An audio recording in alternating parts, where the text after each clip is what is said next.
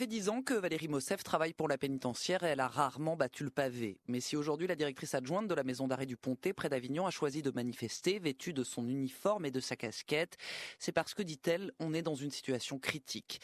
Et que, malgré de beaux discours, la politique de Christiane Taubira reste, selon elle, sans effet. C'est vrai que la politique pénale qui est mise en place de développer des alternatives, qui est extrêmement intéressante, n'est pas appliquée. Donc tous les établissements sont en surpopulation. Nous, au Pontet, par exemple, on est à 150%. À Nîmes, avant, où j'étais, on était à 200%. On avait des dortoirs. C'est vrai que les violences, forcément, ça accroisse. Et on a de moins en moins moyens de gestion des détentions. Avec une pression qui existe, mais des réponses qui n'existent pas. Des moyens humains et matériels, c'est ce que demande le syndicat pénitentiaire Force ouvrière et notamment la création de places de prison supplémentaires. Jimmy Deliste, le secrétaire national du SNPFO. Notre position, elle est très pragmatique. Nous avons actuellement 11 000 détenus en trop.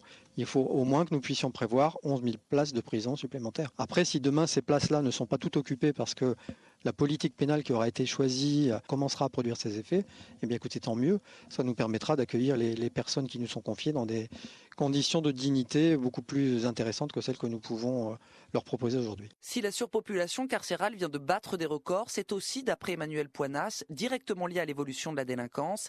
Il est secrétaire général de FO Magistrats. Le nombre de places de détention n'est pas lié à l'activité des magistrats, elle est liée à l'état de la délinquance. Et à partir de là, on peut faire ce qu'on veut. De toute façon, la justice ne maîtrise pas ses flux entrants, elle ne les maîtrise pas dans les poursuites, elle ne le maîtrise pas dans l'exécution des peines. Et tant qu'on nie cette réalité, on est en dehors du sujet. Pour les magistrats, il faut aussi plus de moyens humains, notamment à l'application des peines, si l'on veut favoriser l'alternative à l'incarcération. Delphine Gaucho, France Info. Un petit peu plus compliqué que de prendre une circulaire de politique pénale et de faire en sorte qu'elle puisse être simplement appliquée stricto sensu, en sachant que la justice est rendue avec un code pénal. Et pour l'instant, le code pénal prévoit toujours un certain nombre de prérogatives et de peines qui sont des peines qui font bien évidemment référence à la prison. Et on s'aperçoit que depuis un certain temps, ces peines, d'une part, se sont multipliées et ces peines se sont allongées, ce qui fait que la multiplication de ces deux facteurs génère la surpopulation carcérale dans nos établissements pénitentiaires aujourd'hui. On a plus de presque 11 000 personnes détenues qui sont dans des conditions de détention qui ne sont pas forcément les plus dignes possibles, malgré tous les efforts qui sont réalisés par les professionnels de l'administration pénitentiaire. On ne peut pas malheureusement pallier l'impossible. Donc première chose à faire, si je vous entends bien, c'est supprimer par exemple les peines planchées du code pénal. Ça serait un premier pas ? Il ne nous appartient pas de juger, c'est vraiment un choix politique de savoir s'il faut supprimer les peines planchées. Nous, ce que nous constatons, c'est qu'aujourd'hui, il y a de la surpopulation carcérale. Pour lutter contre cette population carcérale, il y a deux axes. Soit on construit des établissements pénitentiaires, soit on incarcère moins ou on libère plus. Donc il y a deux axes. Le garde des Sceaux actuel a fait le choix plutôt de la deuxième solution.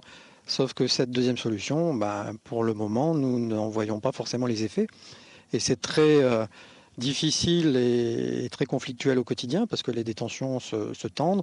On a des publics dans nos prisons qui sont de plus en plus radicalisés, en tout cas, avec des faits de violence qui se multiplient, des phénomènes de raquettes, des agressions quotidiennes qui sont vécues par les établissements pénitentiaires, puisque, comme vous le savez, on a quand même de plus en plus de multiplication, de projections de l'extérieur, d'objets divers et variés.